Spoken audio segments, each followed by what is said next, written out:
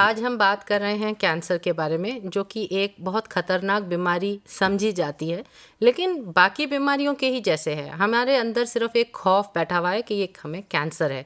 तो आज हम जानकारी प्राप्त करके एम्पावर हो जाएंगे ताकि हम इस बीमारी को जांच करा सकें और लड़ सकें इसके लिए। तो हमारे साथ हैं डॉक्टर मनोज शर्मा। ये प्रोफेसर रह चुके हैं, डायरेक्टर प्रोफेसर मौलाना आज़ाद मेडिकल कॉलेज में, और अभी ये क्लिनिकल ऑन्कोलॉजी के स्पेशलिस्ट हैं, कंसल्टेंट हैं दिल्ली स्टेट कैंसर इंस्टीट्यूट में। तो सर आप हमें बताएंगे अब कि हमें क्या क्या ऐसे ट्रीटमेंट हैं जो कैंसर के लिए अवेलेबल हैं, और क्या कैंसर क्योरेबल है, क्या इसका इलाज हो सकता है कि ये एक बार कैंसर किसी को हो जाए तो बस कुछ भी नहीं हो सकता? जो सबसे बड़ी प्रॉब्लम हमारे साथ, हम लोगों के साथ ये हो रही है कि इलाज की शुरुआत किस प्रकार हो, क्योंकि लोगों में एक बहुत ही गलत फहमी है। ऑपरेशन करके निकाल दिया, गिल्टी चली गई, कुछ प्रॉब्लम नहीं है। अरे सिकाई दे दी, बस दब गया रोग। अरे कीमो लगा दी, रोग हो गया। तो इसलिए इलाज करने की जो पद्धति है, जो प्लानिंग है, वो कई प्रकार से सोची गई है। पहली पद्धति तो ये है जिसे हम ट्यूमर बोर्ड अप्रोच कहते हैं, जिसमें कि एक समिति बनती है, जिसमें कि ऑपरेशन करने वाले डॉक्टर, फिर सिकाई देने वाले विकिरण चिकित्सक डॉक्टर, फिर हम आते हैं मेडिकल ऑन्कोलॉजिस्ट जो कि सुइयों द्वारा, केमिकल द्वारा इलाज करते हैं, और फिर उसके साथ साथ आपको आश्चर्य होगा कि साइकोलॉजिस्ट होता है, फिजियोथेरेपिस्ट होता है, नर्सिंग होती है, हैं, इस तरह के तमाम तरह के लोग होते हैं, पैथोलॉजिस्ट होते हैं, जो कि सब बैठ के बताते हैं कि भाई इस तरह का कैंसर, इसमें कैसा अप्रोच होगा, है ना। तो एक तो ये है। दूसरी कंसेंसस अप्रोच होती है, जिसमें कि हम ये विचार करते हैं कि भाई सब स्पेशलिस्ट मिलके कि क्या हमें ये लाइन पकड़नी चाहिए या वो लाइन पकड़नी चाहिए। तीसरी चीज़ होती है फॉलो अप बेस्ड एक्सपर्टाइज, जो कि जिसकी हमारे देश में खास कमी है। हमारे यहाँ फॉलो अप नहीं होता है। तो इसलिए हम क्या करते हैं कि पाश्चात्य जगत द्वारा दी गई जो गाइडलाइंस हैं, NCCN गाइडलाइंस, फलानी गाइडलाइन, हम उन्हें ब्लाइंडली फॉलो अप करते हैं, और हम देखते हैं कि वो गाइडलाइंस हमारे देश की परिस्थिति में क्या वो गाइडलाइंस हम कर सकते हैं, वो इक्विपमेंट, वो इलाज, वो दवाइयाँ, वो परिस्थितियाँ, तो फिर वो इलाज फेल हो जाता है। इसलिए यदि हमारे पास किसी डॉक्टर के पास, संस्था के पास, उसने हर मरीज का इलाज करके, उसका सतत निरंतर परीक्षण करके उसका फॉलो अप किया हुआ है, तो उसके पास एक अलग आंकड़े होते हैं और उसके आधार पर वो इलाज करता है। और तीसरी, जैसे मैंने आपको बताया कि इंटरनेशनल गाइडलाइंस लोग फॉलो करते हैं, क्योंकि उसमें एक बड़ा फ़ायदा है। तो इंटरनेशनल गाइडलाइंस लेने से ये होता है कि आप कोर्ट ऑफ लॉ में आप सेफ़ हैं, और आप कहेंगे कि देखो ये स्टैंडर्ड लाइन प्रोटोकॉल है, हमने ट्रीट किया है।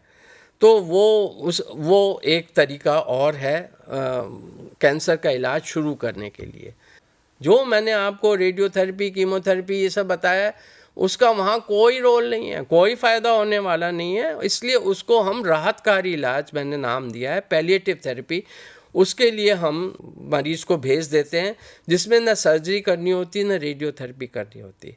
अब सवाल ये होता है, अधिकतर लोगों ने प्रचार किया हुआ है कि surgery is the treatment of choice, surgery से इलाज होता है, या लोग कहते हैं कि साहब सर्जरी से काट पीट करने की ज़रूरत नहीं है, सिकाई लगवा दो, दब जाएगा ट्यूमर।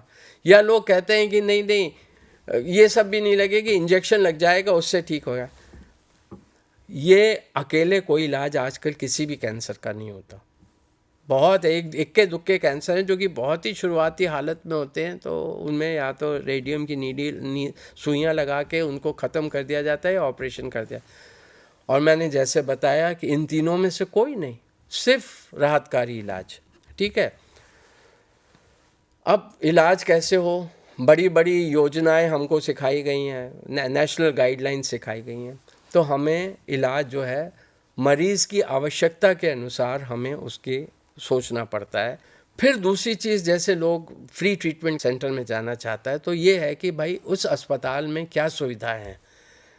देखिए, ये एक बहुत अच्छी शुरुआत हुई है कि एम्स की शुरुआत कर दी गई, तो मेडिकल कॉलेज में वो ट्रीटमेंट फैसिलिटीज़ हैं कि नहीं, इसका हमें विचार करना होगा। दूसरी चीज़ ये है कि मैंने बताया गाइडलाइंस विदेश से आती हैं।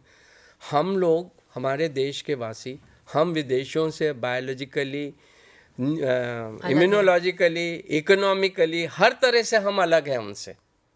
हमारा सिस्टम अलग है उनसे, जेनेटिकली हम अलग हैं। तो इसलिए हमें बहुत आवश्यकता है कि हम अपनी आबादी पे की गई शोध द्वारा जो नतीजे निकल के आते हैं उनके आधार, तो हमारे देश में इस तरह के क्लिनिकल ट्रायल्स की बहुत ज़रूरत है। कभी लोग पार्टिसिपेट नहीं करते, पर क्लिनिकल ट्रायल्स में ये पक्का होता है कि मरीज़ से उसकी सहमति लेके क्लिनिकल ट्रायल किया जाता है। अच्छा, मोडालिटी ऑफ ट्रीटमेंट मैं जैसे बता रहा हूँ, थोड़ा और इलेबोरेट कर देता हूँ। जैसे रेडियोथेरेपी है, सर्जरी है, कीमोथेरेपी है, हार्मोनल थेरेपी है, फिर उसके बाद क्रायोथेरेपी है, लेज़र थेरेपी है, कॉटराइजेशन है। क्रायोथेरेपी में हिमीकरण, एकदम बर्फ़ से कैंसर सेल जो ऊपर होती हैं सतह पे उन्हें मार देते हैं, लेज़र से मार देते हैं और जला के मार देते हैं। फिर फोटोकोआगुलेशन है, इम्यूनोथेरेपी है, शरीर की रोग प्रतिकार क्षमता आपने इतनी बढ़ा दी कि वो कैंसर सेल्स को ही मार देता है। या टारगेटेड थेरेपी है कि भाई कीमोथेरेपी से अरे ये होता है वो होता है, वो टारगेटेड थेरेपी में वो दवाई सीधे कैंसर सेल को जाके नाश करती है, आसपास के स्वस्थ ऊतकों को, टिश्यूज़ को नहीं करती है। फिर ट्रांसप्लांटेशन थेरेपी, जैसे बोन मैरो ट्रांसप्लांटेशन होता है कि आपके शरीर का रक्त मज्जा का प्रत्यारोपण कर देते हैं, उसे अब हटा के नया कर देते हैं। ल्यूकीमियाज, लिम्फोमाज और माइलोमाज में ये किया जाता है। इतने सारे तरह के थेरेपीज़ अवेलेबल हैं, लेकिन हर कैंसर में हर थेरेपी काम नहीं आता। किसी कैंसर में कोई थेरेपी ज़्यादा काम आता है, जैसे कि प्रोस्टेट है तो उसमें हार्मोनल थेरेपी का ज़्यादा फ़ायदा है, कोई और थेरेपी है उसमें सर्जरी का ज़्यादा फ़ायदा है। तो हम पेशेंट जो हैं वो डॉक्टर को नहीं बोल सकते हैं कि नहीं आप मेरा तो सिर्फ कीमोथेरेपी करिए, मैं उससे ठीक हो जाऊंगा, या मेरा सर्जरी कर दीजिए, मैं उससे मेरा इलाज ठीक हो जाएगा। तो ये एक स्टैंडर्ड है, जैसे आपने बताया कि हर एक कैंसर और उसका स्टेज, कि वो अर्ली स्टेज में है कि लेट स्टेज में है, उसका एक प्रोटोकॉल है, एक ट्रीटमेंट का डिसाइडेड है कि इस कैंसर के लिए इस स्टेज में यही ट्रीटमेंट होगा। तो हम ये चॉइस नहीं है हमारे पास कि हम बोलें कि नहीं डॉक्टर साहब मेरे को तो आप इम्यूनोथेरेपी करिए, मैं तो उसी में बिलीव करता हूँ, या मुझे तो सर्जरी से बहुत डर लगता है, मेरे को आप बस दवाइयाँ दे दीजिए, मैं ठीक हो जाऊँगा। तो क्या ये बात ठीक है? आपने एक बड़ी मज़े की बात कही है, आज के परिप्रेक्ष्य में ये बात कही है।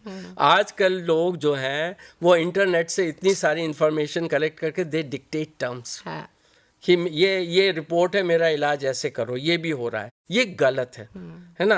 पर इलाज की जो रूपरेखा होती है वो डिपेंड करता है। अब जैसे मैंने बताना चाह रहा हूँ कि स्टेज ऑफ द डिजीज़, इसलिए स्टेज ऑफ द डिजीज़ देखने के लिए हमें इन्वेस्टिगेशंस करने होते हैं। लोग बड़ी शिकायतें कर, इतने सारी जांचें लिख दी, ये जांच तो अभी करवाई थी और मेरा तो हार्ट बिल्कुल ठीक है, हार्ट की जांच क्यों करें। तो हमें पहले स्टेज की मैपिंग करनी होती है, उसके आधार पर हम ये निर्णय करते हैं कि क्या ट्रीटमेंट होगा। स्टेज की मैपिंग से क्या मतलब है? मतलब उसकी क्या स्टेज है, फर्स्ट स्टेज में है, सेकंड स्टेज में है, थर्ड स्टेज में है, फोर्थ स्टेज में कि है, वो बॉडी में कितनी जगह फैल चुका फैला हुआ है। और उसके लिए हमारे पास आजकल पेट सीटी और पेट एमआरआई जैसे इन्वेस्टिगेशंस आ गए हैं। हमारे पास रक्त की जांचें आ गई हैं जिससे हमें पता लग जाए। जैसे ओवेरियन कैंसर, उसमें CA-125 यदि बढ़ा हुआ दिखाई दिया तो आप समझ लीजिए कि जो है इलाज किया हुआ फिर से वापस आ रहा है। तो इसलिए ना हमें स्टेज की मैपिंग करनी बहुत ज़रूरी होती है। पेट स्कैन से पता लग जाता है, सोचा कि अरे वो तो लोकल ब्रेस्ट कैंसर है, या सोचा कि अभी ये तो बच्चेदानी के मुंह पे बस रोग, पेट स्कैन किया, पता चला पूरी गांठों में ऊपर चला गया हुआ है, इधर उधर फैला हुआ है, फेफड़े में चला गया, तो वहाँ फिर ऑपरेशन नहीं हो सकता। वहाँ हमें कीमोथेरेपी देके उसे जितने दिन हम बचा सकते हैं बचाएंगे। या मान लीजिए पता चला कि बच्चेदानी और उसके आसपास की गांठों में है, तो ठीक है ऑपरेशन नहीं हो सकता, तो हम उसकी रेडियोथेरेपी से बाहर से सेकाई और अंदर से सेकाई दवाई के साथ देके उसको ट्रीट कर देते हैं। तो इसलिए हमको इस चीज़ का बहुत ध्यान रखना पड़ता है कि स्टेज की मैपिंग कैसे हो, डिजीज़ की मैपिंग हो। तो मैं उसके ऊपर आता हूँ। इसके अलावा हमें बहुत सोचना पड़ता है कि पेशेंट के राइट्स को भी हम ऑनर करें, है ना।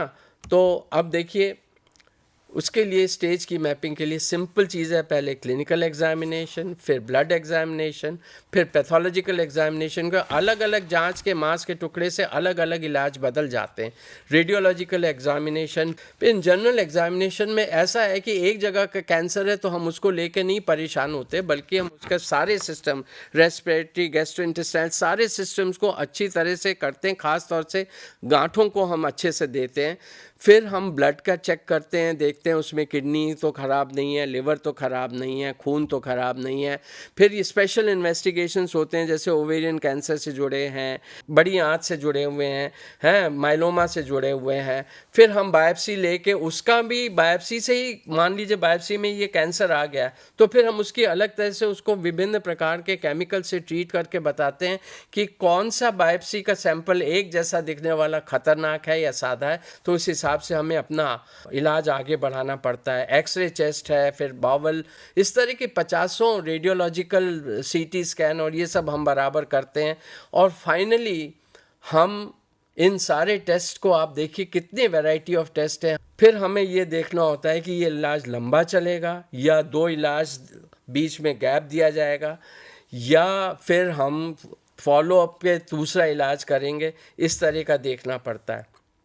हमें पेशेंट का फॉलोअप पे हम बार बार बात कर रहे हैं, इसलिए मरीज़ जब भी जाए अपना सही फ़ोन नंबर दे, सही एड्रेस दे। और कुछ अस्पतालों में जो फॉलोअप होता है वहाँ मरीज़ के फ्रेंड का, मरीज़ की प्लेस ऑफ वर्किंग का और क्या कहते हैं, मरीज़ के रिश्तेदारों के नंबर और एड्रेस ले लेते हैं, जिससे यदि मरीज़ रिप्लाई ना करे तो हम उसको कहें। हमने तमिलनाडु में देखा कि ग्राम प्रधान मरीज़ को खींचता हुआ लाता था, क्योंकि ग्राम प्रधान का एड्रेस रिकॉर्ड हुआ था। तो हमें इस लेवल पे जाना है जिससे कि पेशेंट को यदि प्रॉब्लम हो तो वो बीच में पकड़ा जाए। तो मैंने आपको बताया कि क्लोज फॉलोअप का सबसे बड़ा एडवांटेज ये है कि यदि रोग पनपता है, जैसे आपने कहा, तो उसे बीच में पकड़ के वहीं मार दिया जा सकता है। या पेशेंट को इलाज के बाद कोई शारीरिक कष्ट पैदा हुए हैं तो उसे हम ठीक कर सकते हैं। और दूसरा ज़रूरी ये है भी, इसको रिकॉर्ड रखने से हमारे पास जो आंकड़े पैदा होते हैं वो बहुत ज़रूरी है। जी सर, हमने ट्रीटमेंट के बारे में तो बहुत बात की, लेकिन जैसे आपने कहा कॉस्टली ट्रीटमेंट है और सबके बस में शायद ना हो। एक तो ये प्रॉब्लम है कि कहीं से कोई फाइनेंशियल हेल्प मिल सकती है या कोई सोशल हेल्प मिल सकती है, और दूसरा जो सर्वाइवर्स हैं, क्या उनको सपोर्ट करने के लिए कोई प्रोग्राम्स हैं? मानसिक रूप से आदमी बिल्कुल कई बार हताश हो जाता है, तो वो अपना जीने की मकसद को भी कभी भूल सकता है। तो क्या इसके लिए कोई 2 चीज़ों के लिए थोड़ा देखिए, बोलेंगे? दुर्भाग्य से जन समाज की तरफ से बहुत कम है। हमारे दिल्ली में कैन सपोर्ट है, कैन किड्स हैं, Delhi initiative of palliative care है, एनजीओज बहुत कम हैं। पर सरकार की तरफ से है सुविधा, आयुष्मान कार्ड है, दिल्ली सरकार का डाक प्रोग्राम है, दिल्ली आरोग्य कोष है। इस तरह से बहुत सारे प्रोग्राम्स हैं जिनके सहारा हम सहायता कर सकते हैं और इन पेशेंट्स को हम बहुत हेल्प कर सकते हैं।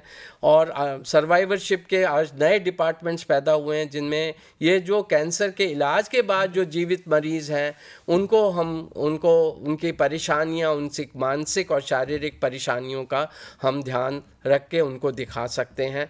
तो इसलिए हमें भी आगे आना चाहिए कि कैंसर मरीज़ों के लिए हम किस तरह से हेल्प करें, और बड़े ऑर्गेनाइजेशंस हैं वहाँ जाके करें। आयुष्मान कार्ड बनवाने में कोताही ना करें, जिससे कि आप कैंसर का महंगा इलाज भी आसानी से करा सकें।